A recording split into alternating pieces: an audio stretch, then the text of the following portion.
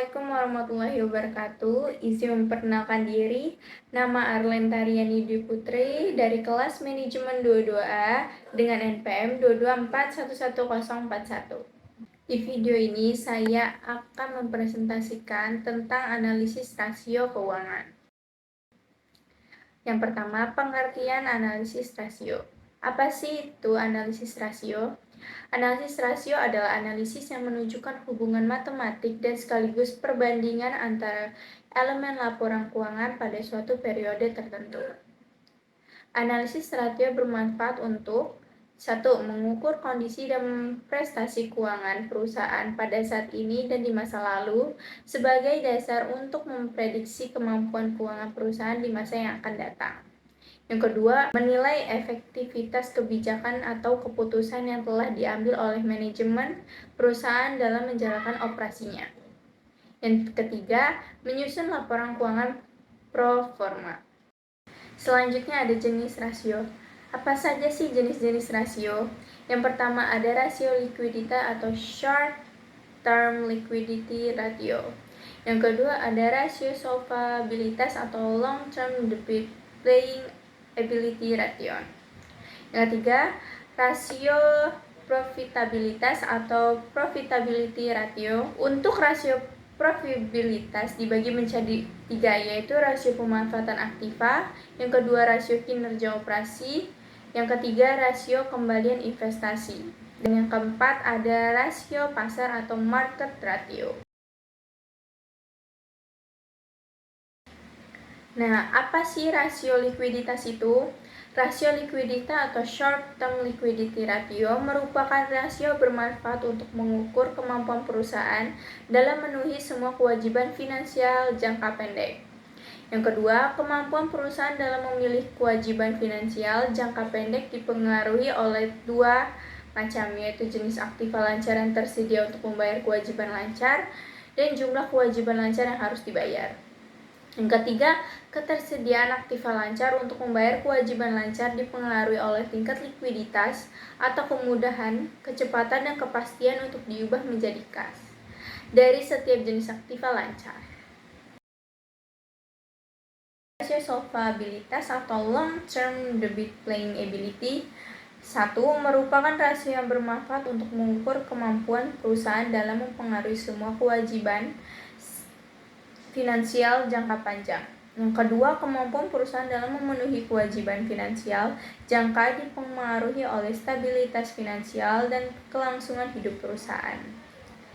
Yang ketiga, stabilitas finansial perusahaan dipengaruhi oleh kemampuan perusahaan dalam menghasilkan laba dan kas.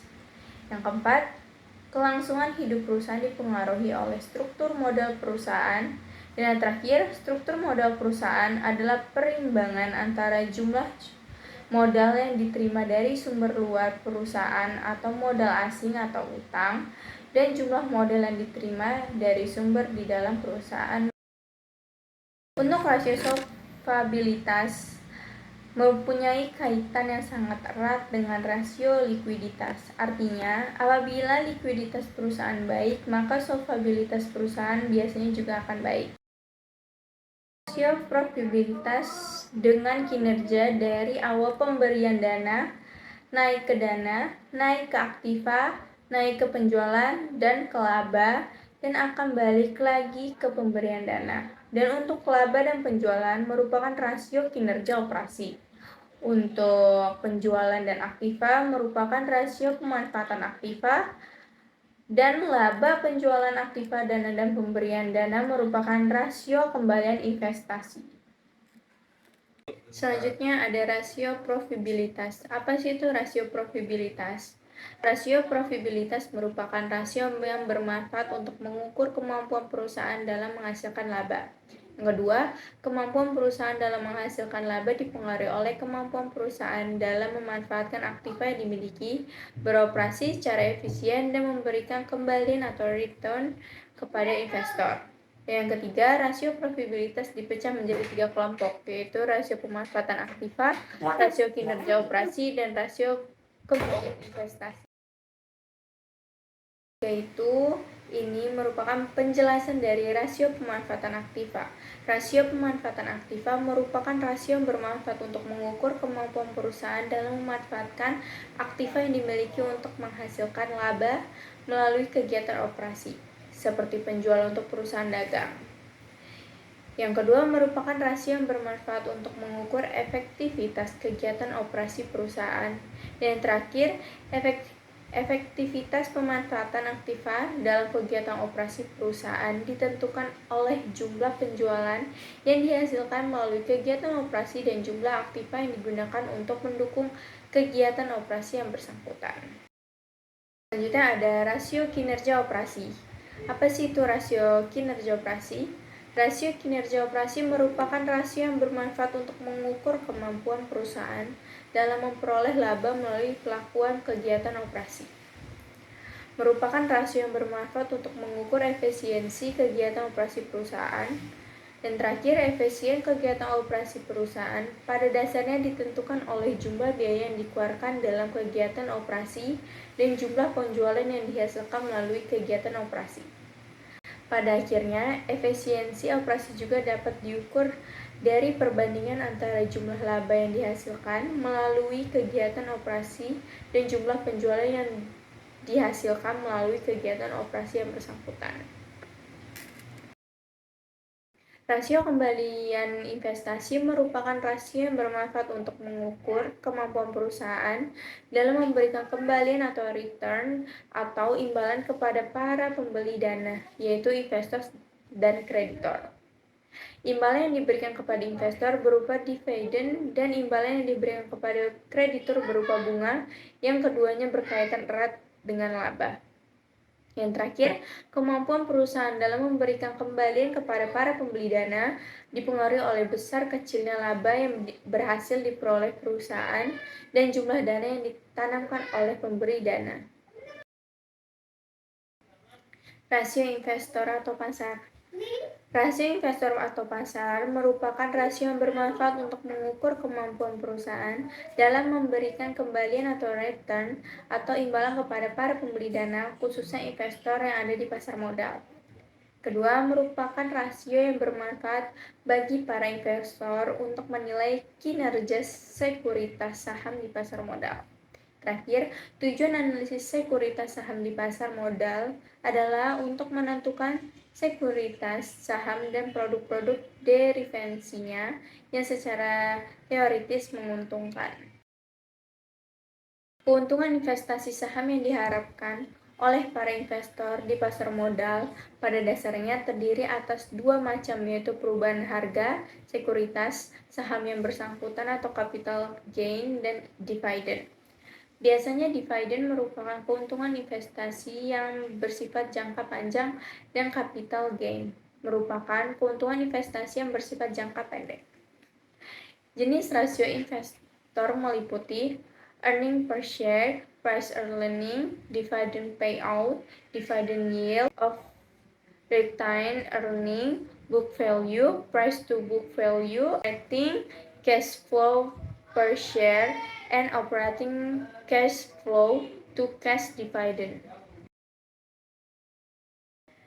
Earning per share memiliki rumus laba bersih dikurang dividen untuk saham preferred per rata-rata tertimbang jumlah lebar saham biasa beredar. Rasio ini bermanfaat untuk mengukur besarnya laba yang dapat dihasilkan dan berpotensi untuk dibagikan sebagai dividen kepada setiap pemegang satu lembar saham, biasanya. Rasio ini juga penting artinya bagi para investor karena besar cicilan dividen yang dapat mereka peroleh sangat dipengaruhi oleh besar kecilnya laba yang dapat dihasilkan perusahaan. Selanjutnya ada price earning dengan rumus harga pasar per lembar saham biasa per laba per lembar saham biasa. Rasio ini bermanfaat untuk mengukur besarnya kelipatan harga jual pasar saham biasa dari laba per lembar saham bisa yang dapat dihasilkan perusahaan. Rasio ini juga bermanfaat untuk memprediksi kemampuan dalam menghasilkan laba atau earning power di masa yang akan datang. Selanjutnya ada dividend payout dengan rumus dividen per lembar saham biasa per laba per lembar saham biasa.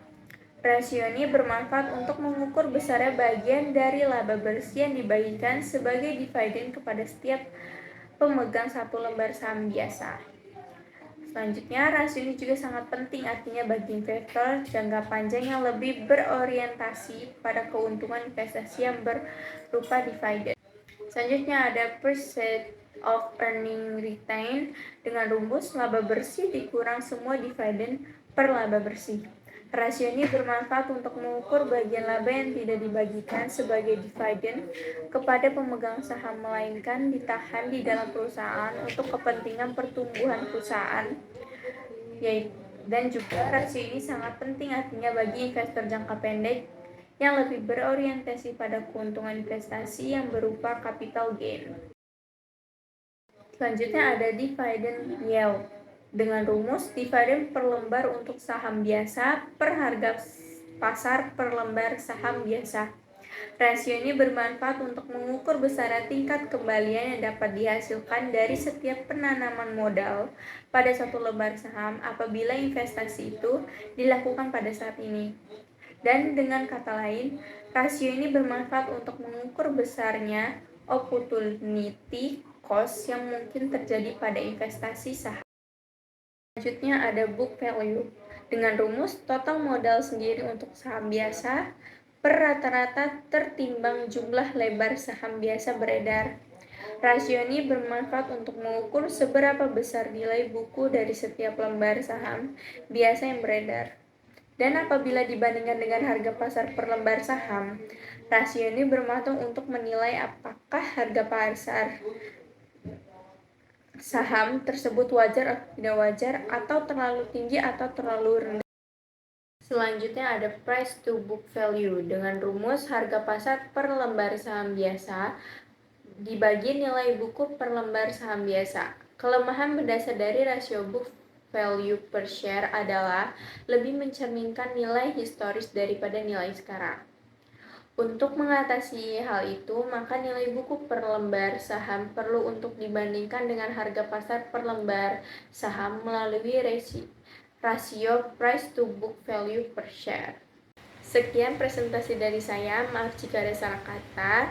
Terima kasih sudah menonton. Saya akhiri, wassalamualaikum warahmatullahi wabarakatuh.